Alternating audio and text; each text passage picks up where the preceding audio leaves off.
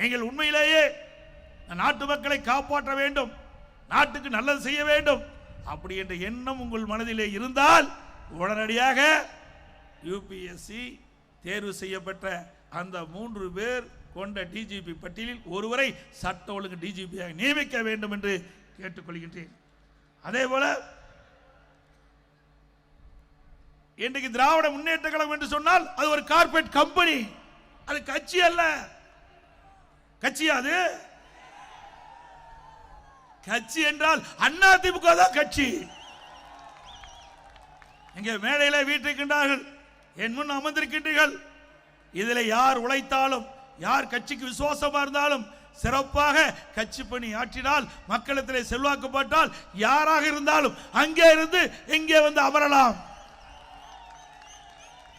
திமுக முடியுமா?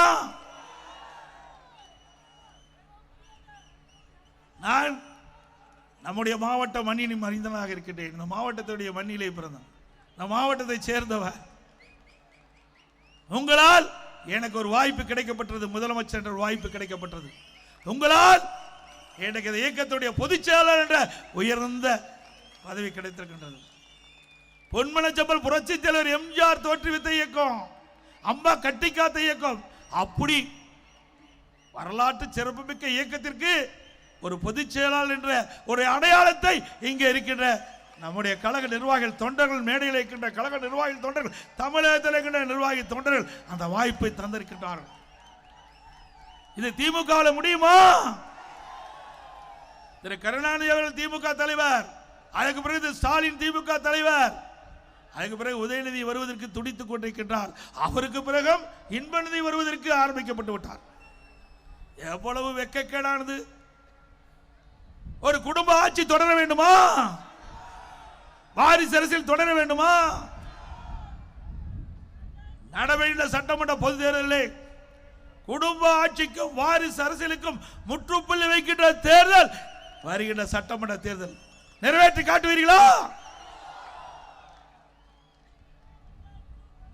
சிந்திச்சு பாருங்க. திமுகவில் திரு உதயநிதி விட்டுட்ட வேற ஆளே இல்லையா? அவர் தான் துணை முதலமைச்சர்.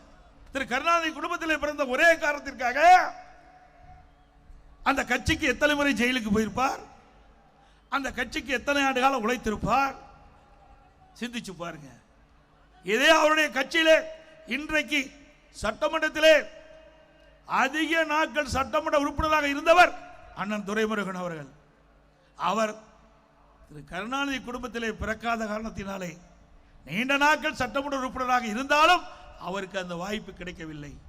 அடிக்கடி திரு ஸ்டாலின் அவர்கள் குறிப்பிடுவார், எமர்ஜென்சி மிசா சட்டம், அதிலே நாங்கள் பட்ட துன்பம் ஏராளம் என்று சொல்வார். அதிலேயும் துரைமுருகன் அவர்களும் பங்கு பெற்றார். அப்படிப்பட்ட ஒருவருக்கு அங்கே துணை முதலமைச்சர் கிடையாது. ஆனால் திரு கருணாநிதி குடும்பத்திலே பிறந்த திரு உதயநிதி அவர்களுக்கு துணை முதலமைச்சர். இதுதான் அதிமுகவுக்கு திமுக உள்ள வித்தியாசம். நான் ஒரு கிளை செயலாளராக என்னுடைய பணியை துவக்கி பிறகு படிப்படியாக உயர்ந்து பொதுச் செயலாளராக உருவாகி இருக்கின்றேன். இது அதிமுக. ஒரு சட்டமன்ற உறுப்பினர், நாடாளுமன்ற உறுப்பினர், அமைச்சர், பிறகு உங்களால் முதலமைச்சர் என்ற ஒரு அடையாளத்தை கொடுத்தேன். இது அதிமுக. திமுக அப்படி வர முடியுமா? திரு ஸ்டாலின் திமுக தலைவர், உதயநிதி இளைஞரணி திமுக இளைஞரணி தலைவர், திரு கனிமொழி துணை பொதுச் செயலாளர். அதே போல தமிழகத்தில் வெற்றி பெற்றாலும் திரு கருணாநிதி குடும்பத்தைச் சேர்ந்ததுதான் ஆட்சி அதிகாரத்துக்கு வருவார்கள். டெல்லியிலே நாடாளுமன்ற உறுப்பினராக தேர்ந்தெடுக்கப்பட்டாலும் திரு கருணாநிதி குடும்பத்தைச் சேர்ந்த திருமதி கனிமொழி அவர்கள்தான் கூட்டுக்குழுவுக்கு தலைவராக இருக்கின்றார். ஆக குடும்பம் தான் திமுக கட்சி, கட்சி தான் திமுக குடும்பம். அப்படி என்ற நிலை வருகின்ற சட்டமன்ற தேர்தலை மாற்றுவீர்களா?